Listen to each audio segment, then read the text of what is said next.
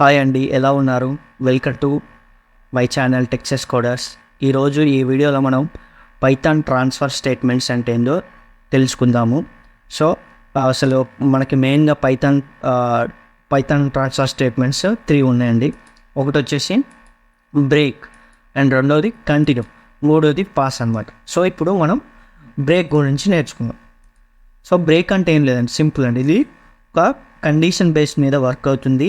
So ఈ break అనే keyword condition ఎప్పుడైతే ట్రూ అవుతుందో మనం బ్రేక్ అనే కీవర్డ్ యూజ్ చేసినాం అనుకో, సో ఆ ట్రూ అయిన కండిషన్ని బ్రేక్ చేసి ఆ లూప్లో నుంచే టర్మినేట్ అవుతుంది. అది ఫ్లో ఎలా ఉంటుందో చూద్దాం. ఇక్కడ చూడండి, నేను ఒక ఫర్ లూప్ వేసుకున్నాను.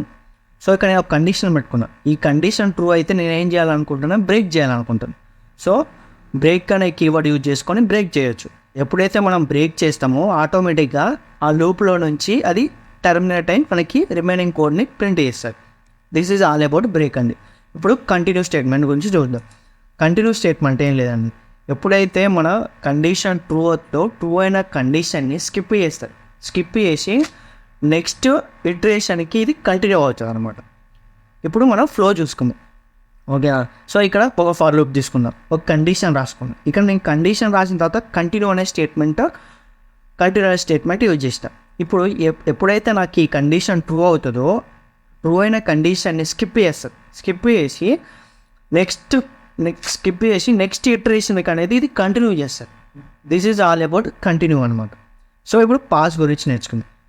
ఇది సింపుల్ అండి, ఏం లేదండి. మనకి ఇఫ్ ఎల్స్ బ్లాక్ ఉంటుంది. సో ఈ బ్లాకులలో ఏదైనా ఒక బ్లాక్ నువ్వు ఎంటీగా డిఫైన్ చేయాలనుకుంటాం. సో ఎంటీ అంటే నథింగ్, అందులో నువ్వు ఏమీ ప్రింట్ చేయాలనుకోవట్లేదు. సో అప్పుడు ఏం చేస్తామంటే ఈ పాస్ కీవర్డ్ ఆ బ్లాక్లో ఏదైతే నువ్వు ఎంటీగా డిఫైన్ చేయాలనుకున్న బ్లాక్లో ఈ పాస్ కీవర్డ్ని డిఫైన్ చేస్తే పైథాన్ ఏం చేస్తుంది అంటే ఆ బ్లాక్ మొత్తాన్ని ఎంటీగా ట్రీట్ చేస్తుంది. So this is all about pass keyword అండి. సో ఇప్పుడు మనం ఏం చేద్దామంటే కొన్ని ప్రోగ్రామ్స్ నేర్చుకుందాం దీని మీద, ఓకేనా. Let start some coding. ఇప్పుడు బ్రేక్ నుంచి చూసుకుందాం. నేను ఒక ఫర్ లూప్ తీసుకుందాం. For I in range function తీసుకుంటాను. సో నేను లాస్ట్ వీడియోలో చెప్పాను కదా, రేంజ్ అంటే ఏంది, to print the sequence, group of sequence. So ఇక్కడ తీసుకున్న తర్వాత నేను ఒక కండిషన్ రాసుకున్నాను. ఇఫ్ ఐ ఈక్వల్ టు 3 అవుతే నేనేం చేస్తున్నా, బ్రేక్ చేస్తున్నా. ఎప్పుడైతే ట్రూ అవుతుందో అక్కడ నుంచి నేను బ్రేక్ చేయాలనుకుంటాను. సో ఇప్పుడు నేను ప్రింట్ రాసుకొని రిమైనింగ్ని ఓకే.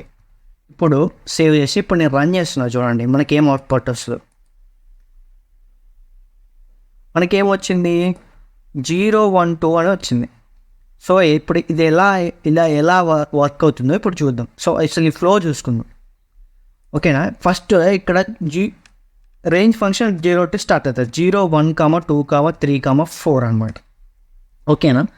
సో ఫస్ట్ ఏం చేస్తుందంటే ఐ వాల్యూ 0 అనమాట. ఇక్కడ ఐ వాల్యూ 0 అవుతుంది. ఫస్ట్ 0 ఈక్వల్ టు 3, ఇది ఫాల్స్ అనమాట. ఫాల్స్ అయితే ఏమవుతుంది, డైరెక్ట్గా ప్రింట్ స్టేట్మెంట్లోకి వచ్చి 0ని ప్రింట్ చేస్తుంది, ఓకేనా. నెక్స్ట్ ఐ వాల్యూ ఏంది, నెక్స్ట్ ఇటరేషన్కి ఐ వాల్యూ ఏంది 1.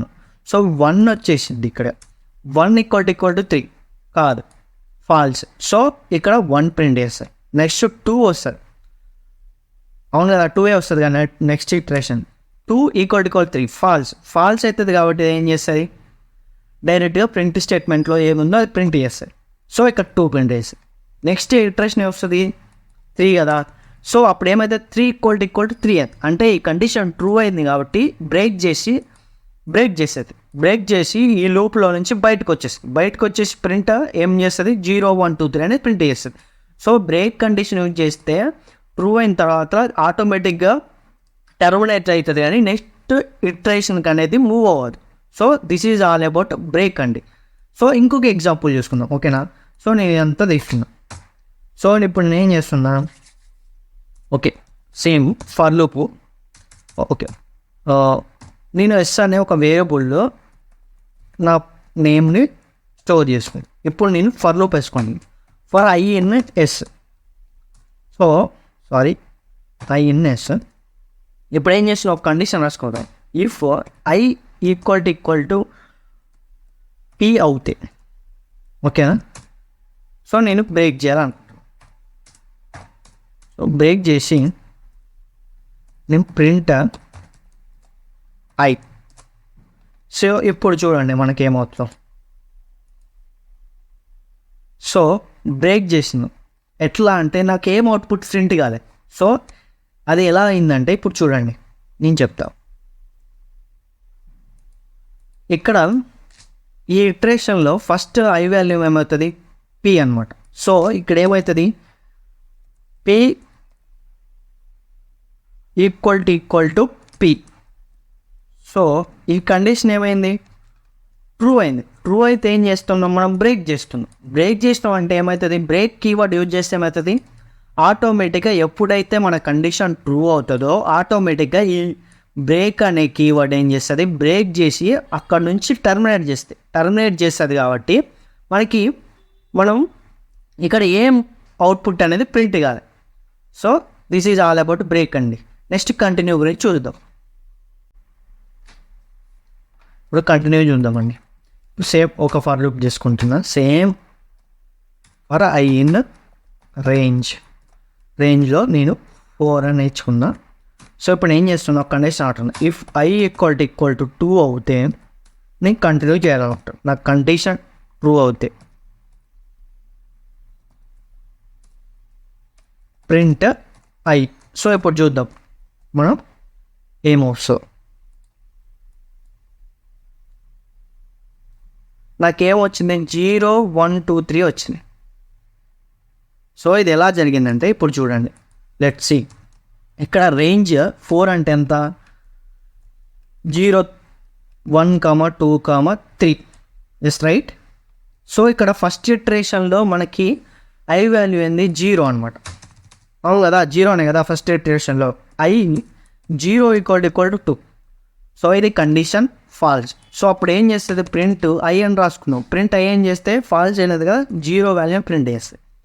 నెక్స్ట్ ఇటరేషన్లో ఐ వాల్యూ ఎంత, 1 అవుతుంది కదా. So 1 equal to 2. ఇది ఫాల్స్ అయింది. సో అప్పుడు ఏం చేస్తుంది, డైరెక్ట్గా ప్రింట్ ఐ వాల్యూని ప్రింట్ చేస్తుంది. సో నెక్స్ట్ ఇటరేషన్లో ఐ వాల్యూ ఎంత, 2 అనమాట.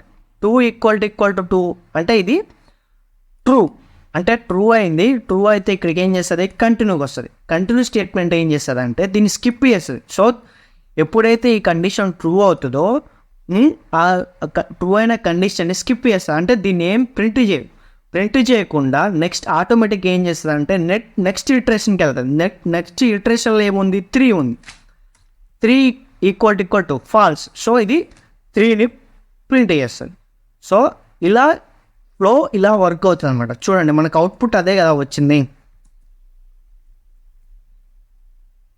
0 1 2 3 కదా. 0 1 2 3 2 అనేది ఈక్వల్ టు 2 కంటిన్యూ అంటే ఇక్కడ ఈ కండిషన్ ట్రూ అయింది కాబట్టి ఆ ట్రూ అయిన కండిషన్ని స్కిప్ చేసింది. అంటే అది ఇక్కడ ప్రింట్ చేయదు అనమాట. సో ఇగ్నోర్ చేసి ఆటోమేటిక్గా నెక్స్ట్ ఇటరేషన్కి వెళ్ళిపోతుంది.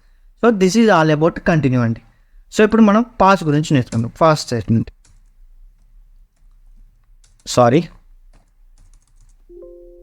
పాస్ అన్నమాట. ఇప్పుడు same for I in range 4 తీసుకుందాం. ఇప్పుడు నేను కండిషన్ రాసుకుంటాను. ఇఫ్ ఐ ఈక్వల్ టు 3 అవుతే నేను పాస్, ఎల్స్ ప్రింట్ ఐ వాల్యూని ప్రింట్ చేస్తాను. ఇప్పుడు నేను ఇక్కడ ఏం రాసుకున్నాను అంటే if condition I equal to 3 అయితే నేనేం ప్రింట్ చేద్దాను, నేనేం ప్రింట్ చేయాలనుకోవట్లేదు, జస్ట్ ఎంటీగా ప్రింట్ చేయాలనుకుంటున్నాను. సో అప్పుడు నేను పాస్ యూజ్ చేస్తాను. సో ఈ బ్లాక్ మొత్తం ఏమవుతుంది, ఎంటీగా ట్రీట్ చేస్తుంది. ఇఫ్ కండిషన్ ట్రూ అయినా కానీ పైథాన్ ఎంటీగా ట్రీట్ చేస్తుంది, ఎందుకంటే మనం పాస్ కండిషన్ యూజ్ చేసినాం కదా. సో ఇది ఎంటీగా ట్రీట్ చేస్తుంది. సో ఎగ్జిక్యూషన్ చేస్తే చూడండి మనకేమొస్తుంది అవుట్పుట్. సో మనకేమొచ్చింది, 0 1 2 అని వచ్చింది. 0 1 2 అని వచ్చింది కదా. సో 0 1 2 అని వచ్చింది. 0 1 2 అని వచ్చింది. ఎందుకంటే ఇప్పుడు చూడండి, సో ఇక్కడ రేంజ్ ఫంక్షన్లో ఫస్ట్ ఏం జరుగుతుంది, 0 1 2 2 3. సో ఇది మనకి రేంజ్ అనమాట. సో ఫస్ట్ ఇటరేషన్ ఏంది, i value 0 = 3 false. So direct ఇక్కడికి వచ్చేసి ప్రింట్ 0 చేస్తుంది. నెక్స్ట్ ఏంది 1 ఫాల్స్, డైరెక్ట్ ఎల్స్ కండిషన్లోకి వచ్చి 1 ప్రింట్ చేస్తుంది. నెక్స్ట్ ఏంది 2 అనమాట, 2 ఫాల్స్. సో ఎల్స్ బ్లాక్లోకి వచ్చి ఐ వాల్యూ ప్రింట్ చేస్తుంది. Next 3 = 3.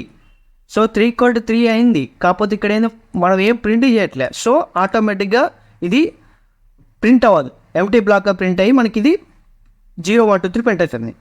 I hope all understand my video. Please subscribe my channel for more content. We'll meet in next class. Thank you so much. Bye.